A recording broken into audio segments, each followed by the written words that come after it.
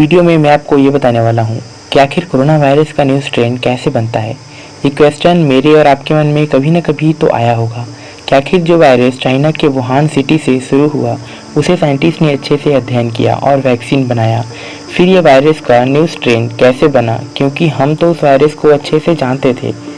आखिर ये वायरस वक्त के साथ खुद को कैसे बदल सकता है, इसे क्या किसी इंसान ने बनाया है जो समय समय पर इसे अपडेट करता है। ऐसा सोचना गलत नहीं है, क्योंकि अचानक से ऐसा वायरस आया जिसने पूरी दुनिया को शट डाउन कर दिया।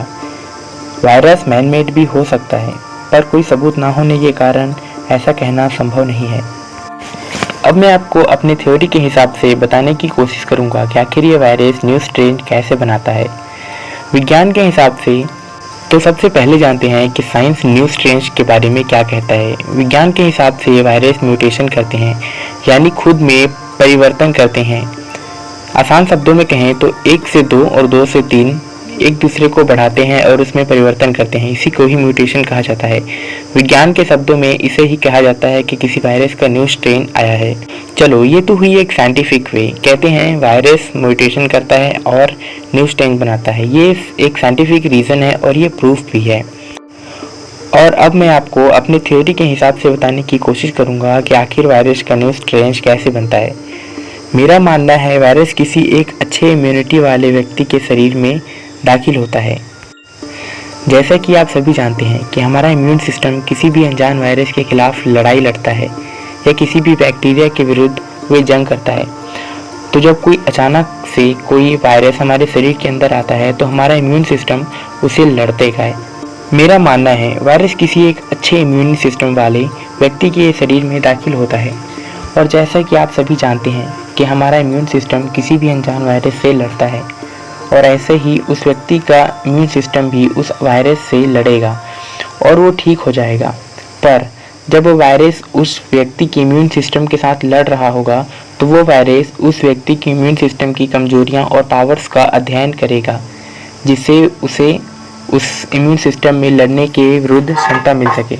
और जब वो वायरस उस व्यक्ति के शरीर से बाहर आता है तो वायरस उस इम्यून सिस्टम से लड़ने के तरीके और उसके अनुभवों को लेकर बाहर आता है।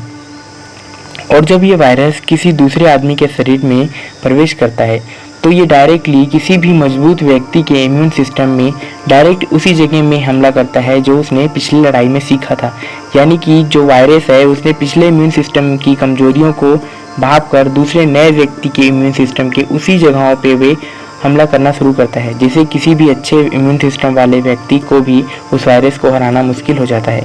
और उस वायरस का किसी भी अच्छे इम्यून सिस्टम को हराना संभव होता है, क्योंकि उस वायरस ने पिछली लड़ाई में किसी एक अच्छे व्यक्ति के इम्यून सिस्टम की कमजोरियां और ताकत का अच्छे से अध्ययन किया था, जिसका उसे दूसरे किसी के इम्यून सिस्टम में लड़ने का काफ़ी मदद मिलता है, जिससे यानी एक अच्छा इम्यून सिस्टम वाला व्यक्ति भी उस वायरस को नहीं लड़ पाता।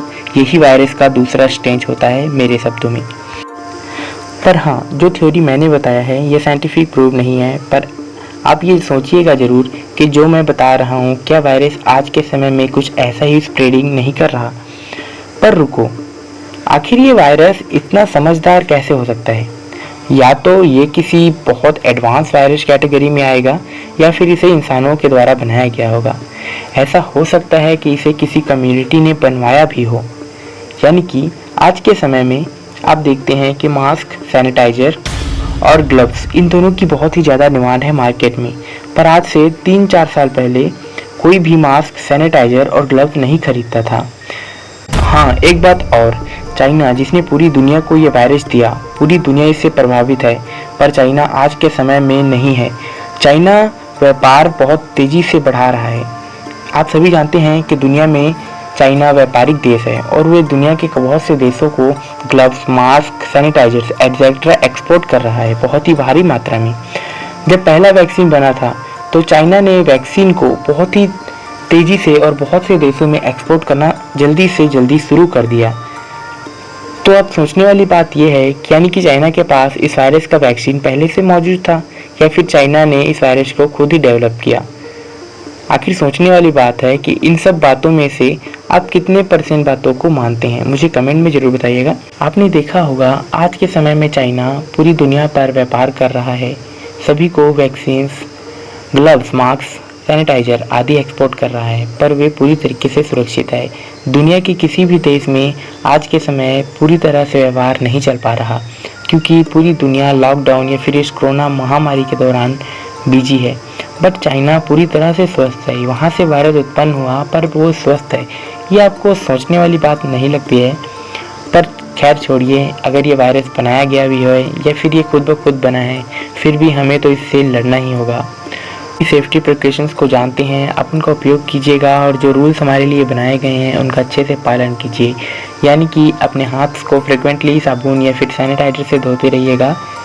अपने हाथ मुंह को ना छुएं और साथ में घर से बाहर तभी निकले जब आपको इम्पोर्टेंट ज़रूरत हो, क्योंकि आपकी सेफ्टी आपके हाथों में है। अगर ये वायरस किसी कंपनी या फिर किसी कम्युनिटी द्वारा डेवलप भी कराया गया होगा तो हम इस वायरस से इसी तरह से बच सकते हैं।